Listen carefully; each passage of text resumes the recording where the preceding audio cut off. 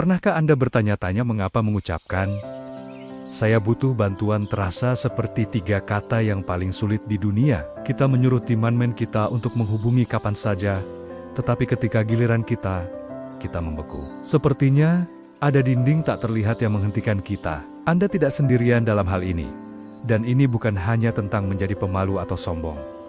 Ada psikologi yang menarik di baliknya. Coba pikirkan, Anda sedang menatap tumpukan pekerjaan, merasa banner-banner kewalahan, tetapi ketika seorang rekan kerja bertanya, "Apakah Anda baik-baik saja?" Anda hanya tersenyum dan berkata, "Ya, semua baik-baik saja." Atau mungkin Anda sedang berjuang dengan masalah pribadi, merasa tersesat dan terisolasi, namun Anda memberitahu keluarga Anda bahwa semuanya baik-baik saja. Kita diajari sejak usia muda bahwa kemandirian adalah sebuah kebajikan. Kita melihat para pahlawan dalam film yang menyelesaikan semuanya sendiri. Jadi kita belajar untuk memendam segalanya, yakin bahwa meminta bantuan adalah tanda kelemahan. Sebuah kegagalan pribadi, kita memikul beban kita dalam diam. Berpikir bahwa hanya kitalah yang tidak dapat menangani tekanan. Perjuangan dayam-dayam ini melelahkan dan menciptakan siklus stres dan isolasi yang sangat sulit untuk dipatahkan. Rasanya seperti kita sedang dalam misi solo. Bahkan ketika kita dikelilingi oleh orang-orang yang peduli. Jadi, apa yang sebenarnya terjadi di otak kita ketika kita menolak untuk meminta bantuan? Mari kita selami psikologi di baliknya. Pertama, ada ketakutan dianggap tidak kompeten. Ini adalah hal yang besar, terutama di tempat kerja atau sekolah. Kita memiliki kebutuhan yang mendalam untuk tampil, mampu dan berpengetahuan. Meminta bantuan terasa seperti mengakui, "Saya tidak tahu apa yang saya lakukan." Kita khawatir, atasan, kolega, atau bahkan teman-teman kita akan kehilangan rasa hormat pada kita. Ini terkait dengan apa yang oleh para psikolog disebut manajemen kesan. Kita terus-menerus mencoba mengendalikan bagaimana orang lain melihat kita. Kita ingin memproyeksikan citra, kepercayaan diri, dan kontrol. Pikiran untuk menghancurkan citra itu dengan mengungkapkan kerentanan bisa sangat menakutkan. Ini bukan hanya tentang kebanggaan, ini adalah ketakutan yang tulus bahwa status sosial atau prospek karier kita bisa rusak. Kedua adalah ketakutan menjadi beban, yang ini berakar pada hubungan sosial kita. Kita menghargai hubungan kita dan tidak ingin merepotkan orang yang kita sayangi. Kita berpikir, mereka punya masalah sendiri. Saya tidak mau menambah beban mereka. Ini datang dari tempat empati, tetapi bisa salah arah. Kita meremehkan seberapa besar teman dan keluarga kita benar-benar ingin mendukung kita. Meminta bantuan tidak selalu merupakan transaksi satu arah. Ini sebenarnya dapat memperkuat hubungan dengan membangun kepercayaan dan menunjukkan bahwa Anda menghargai pendapat dan kehadiran mereka dalam hidup Anda. Tetapi di kepala kita, ketakutan menjadi menyebalkan atau membutuhkan seringkali menang, jadi kita tetap diam. Ketiga, kita memiliki keinginan kuat untuk mandiri dan mengendalikan diri. Banyak dari kita dibesarkan untuk menjadi pemecah masalah yang mandiri. Cari tahu sendiri mungkin merupakan ungkapan yang Anda dengar saat tumbuh dewasa. Ini menumbuhkan rasa otonomi yang bagus, tetapi bisa berlebihan. Kita mulai percaya bahwa kita harus bisa menangani semuanya sendiri. Meminta bantuan bisa terasa seperti menyerahkan kendali atas hidup dan situasi kita sendiri. Kita ingin menjadi kapten kapal kita sendiri, mengarungi badai sendirian. Mengakui bahwa kita membutuhkan co-pilot terasa seperti kekalahan, pertanda bahwa kita telah kehilangan kendali. Pola pikir ini membuatnya sangat sulit untuk dijangkau, bahkan ketika kita sedang tenggelam. Keempat adalah dampak dari pengalaman negatif di masa lalu. Mungkin Anda pernah meminta bantuan dan ditolak, diejek, atau dibuat merasa bodoh. Atau mungkin kerentanan Anda dimanfaatkan untuk melawan Anda. Penggaliman-penggaliman ini meninggalkan bekas luka emosional yang dalam. Otak kita dirancang untuk melindungi kita dari mengulangi situasi yang menyakitkan. Jadi, jika meminta bantuan menyebabkan hasil yang buruk di masa lalu, otak Anda menandainya sebagai ancaman. Lain kali, Anda berada dalam situasi yang sama.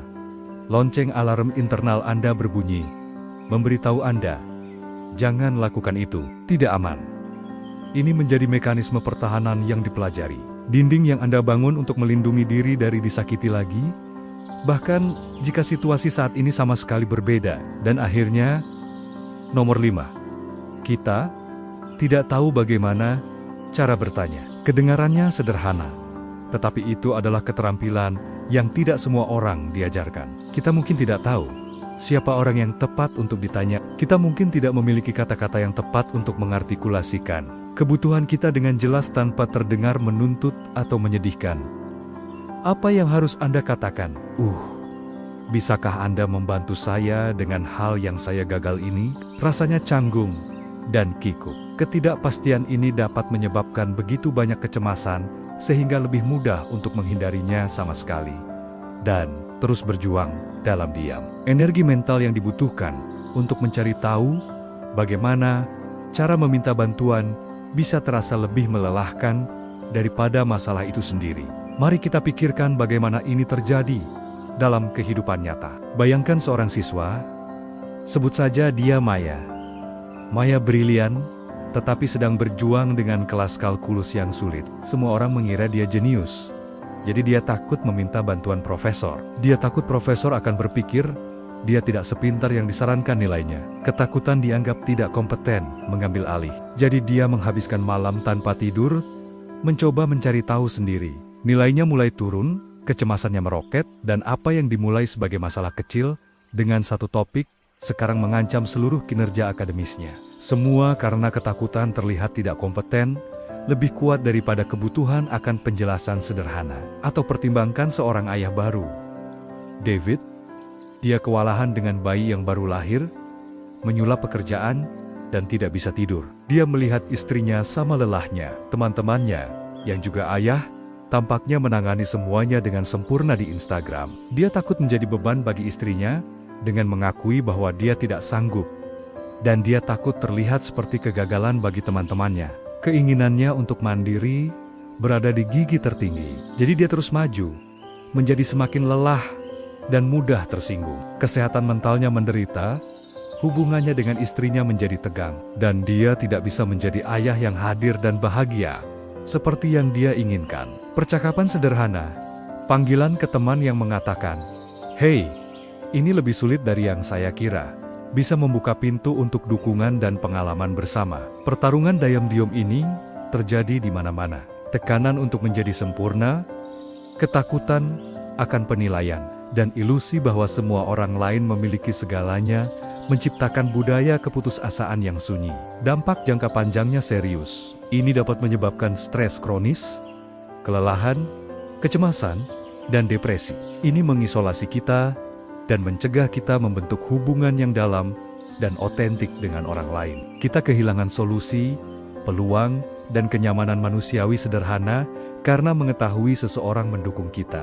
Jadi, apa yang bisa kita lakukan? Langkah pertama adalah mengakui bahwa membutuhkan bantuan bukanlah kelemahan. Itu adalah kenyataan manusiawi. Tidak ada seorang pun yang merupakan sebuah pulau. Menggeser keyakinan inti ini adalah dasar untuk perubahan.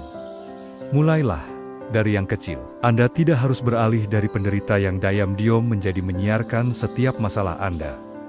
Berlatihlah meminta bantuan yang berisiko rendah. Minta rekan kerja untuk memeriksa email. Minta resep sederhana kepada teman. Tindakan kecil ini membangun otot, meminta Anda, dan membuktikan kepada otak Anda bahwa itu aman dan seringkali positif.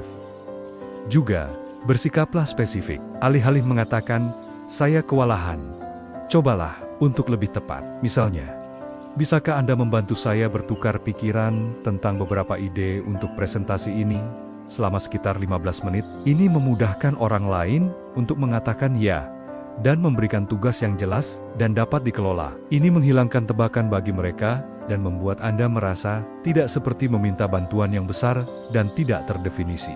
Ingat, orang-orang yang peduli pada Anda ingin membantu. Anda hanya perlu memberi mereka jalan yang jelas untuk melakukannya. Dan ketika seseorang meminta bantuan Anda, jadilah orang yang Anda harapkan.